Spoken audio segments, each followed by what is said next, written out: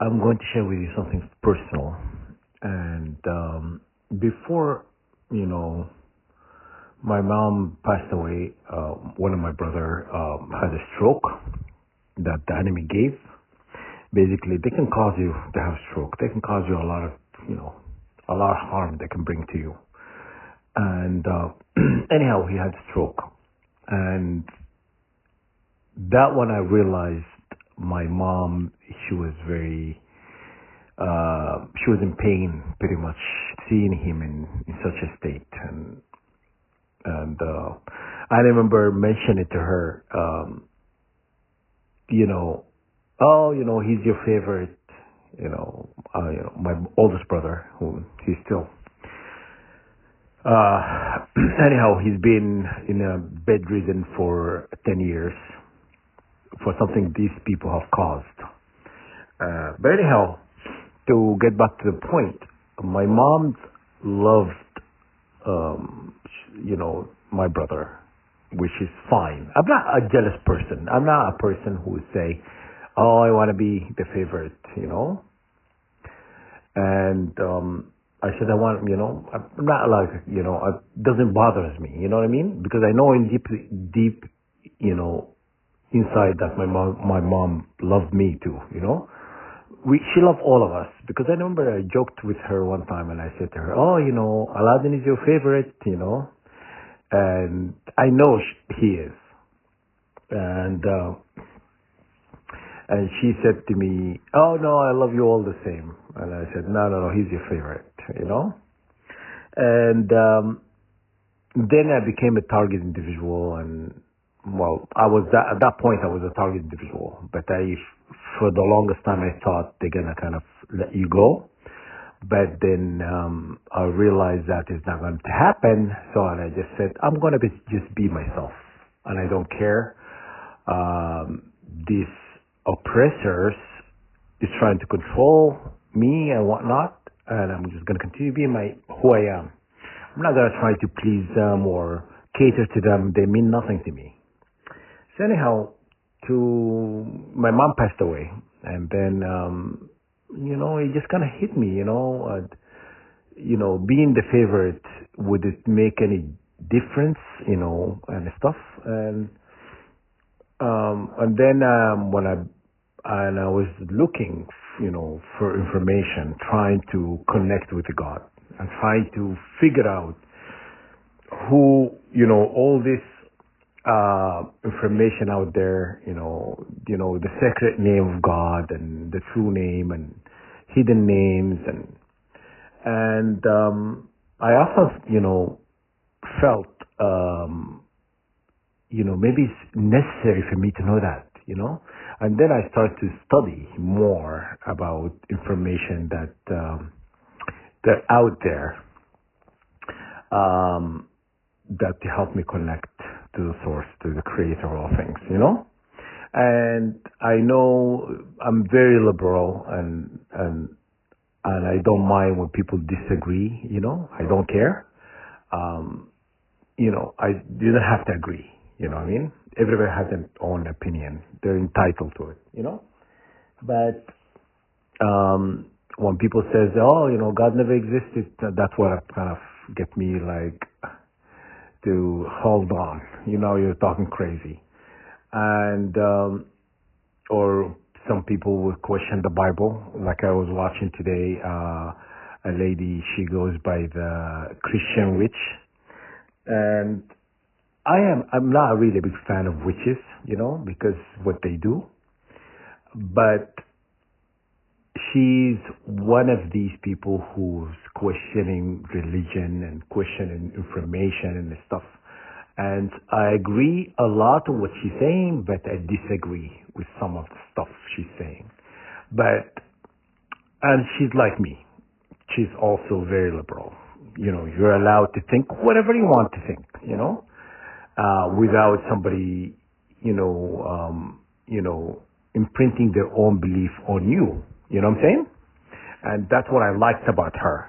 So I watch her YouTube videos and stuff. If you look her up, she goes by the Christian witch. And then the episode she was talking about today I watched was pretty hilarious. God of the Bible is no the true God is not. No, is it the God of the Bible is not the true God or something like that. And she went on talking about her belief and stuff and why she thinks so. And she made kind of a lot of information that makes sense and stuff. But also, it made me think, what I agree. But I disagree.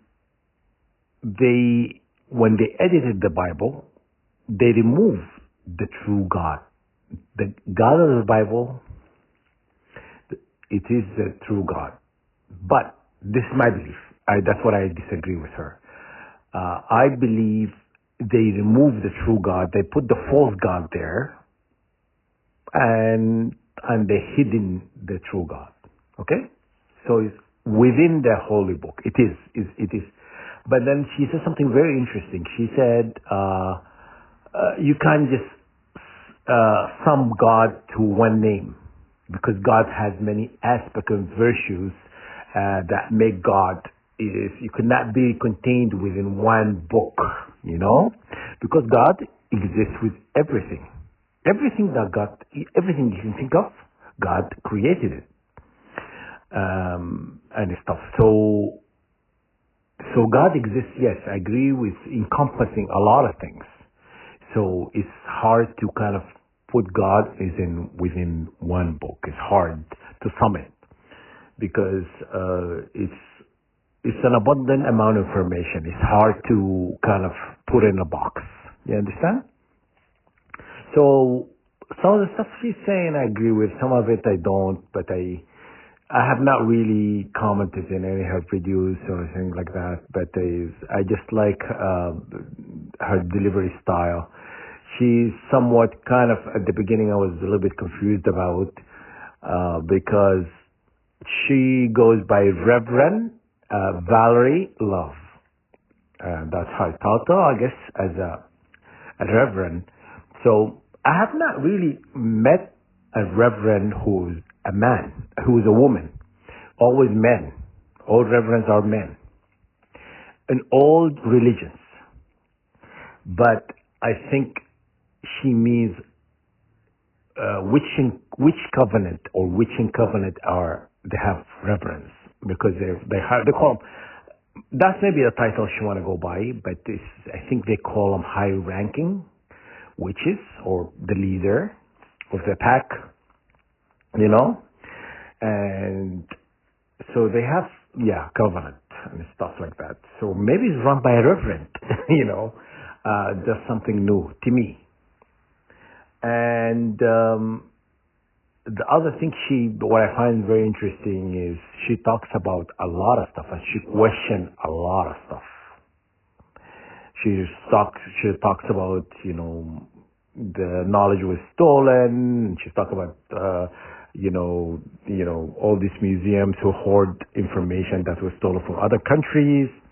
She talks about the church and the hidden information that the church has kept, muddling and editing of, holy books in order to hide the truth, spinning things out of and so I agree. Like a lot of stuff, she doesn't come across like a witch to me, because someone who thinks like that doesn't seem like a witch. I don't know why, but she explained that a witch, Christian witch or whatnot, it does not mean what people think it is. She means in spirituality. She's talking about spirituality, following the ancestor path and teaching and stuff like that. And so she has a lot of humor. She has seemed like a very, very outgoing and all love and is all welcoming of, and stuff like that. She have no opinion and of people. She says A lot of the stuff I agree with her. She says everything I say is based on my opinion, which she's entitled to say whatever she wants. Okay? That's what I agree. I agree humanity should be like that. You disagree with that person, then hey, this is your opinion, this is their opinion. They all have the right to coexist, to be who they want to be. Okay? So, because it's how God created us. Okay? And so a lot of stuff she's saying it makes sense to me. It makes it's resonate with me in such a way. I feel like you know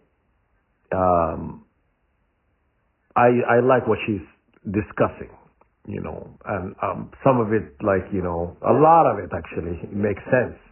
Maybe 85% I'll give her that. 85% makes sense, and I agree.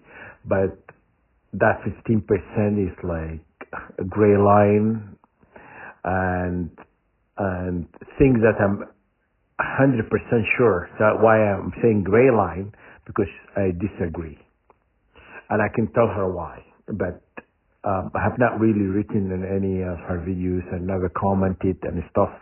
Because a lot of those people there who post videos on YouTube, they don't get people to comment unless you have like a lot of following or whatnot.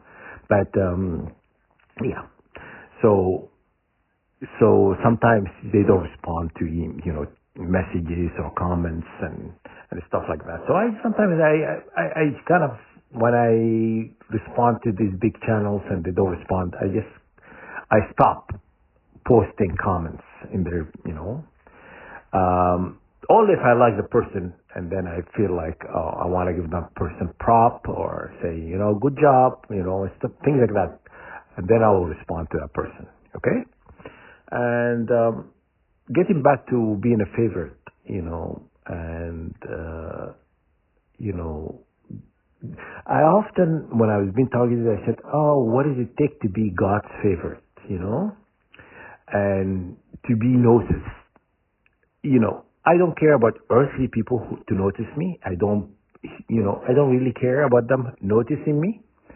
But the Creator noticing you means something, and how you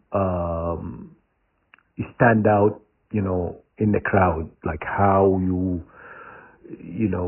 what makes you different, You're not really part of the pack, that eight ball or oddball, whatever, and what makes you different, and many times, like not this all the time, God had told me before that I'm unique. He told me I was unique. You're different, and today I saw a number when I looked it up, and it says, God's friend, or being favored by God. Okay? Which is, my mom, I'm not being, my mom's favorite, but God's favorite, it means a lot, and I'm very, happy to see that, because last night I had no sleep. I had little sleep because I was being bombarded and attacked and stuff like that, non-stop, by these wicked people that they're getting paid to do this to you, which is fine. I'm not forgiving, I'm just gonna say, God, avenge on my behalf. That's what I'm going to do, I'm going to pray for all of them, for God destruction to fall on their head. That's what I want. But anyhow, that's why this video about being the favorite. Is it important being, family favorite, earthly favorite, or God's favorite? And God speaks to you in signs and numbers, and He always finds way to speak to you. Because when you fight for God, it doesn't matter if you win or lose. It's about the thought about fighting for what you believe. And if what you believe is involving God, God notices. You know what I'm saying? So he knows, we're all children of God, but he knows it's those who fight the most, you know. And I've been doing that even though I have all these people attacking me. When I was in Canada, they told me, I have 35 people attacking me. They told me, like they bragging about it, like, oh, 35 people. I thought it would be more, but I realized that what are these 35 people? They are vampires. You know what I'm saying? Because it doesn't matter. I sleep 20 hours, and when I wake up, I'm still tired. Because that's what they feed. They're going in feeding frenzy, it's sucking your life force. They're like, depleting you, you know what I mean? Because they feel justified to steal from you, you know what I'm saying? Because they're thieves. They're parasites and they're thieves. That's all. But anyhow, that's what I wanted to talk about. God says, ما تقنطوا لا تقنطوا من رحمة الله. That means do not lose hope on the mercy of God. Okay? That's what I wanted to talk to you about. And it's very nice to see. I'm going to post that numerology number and the link to it. All right? All right. Take care.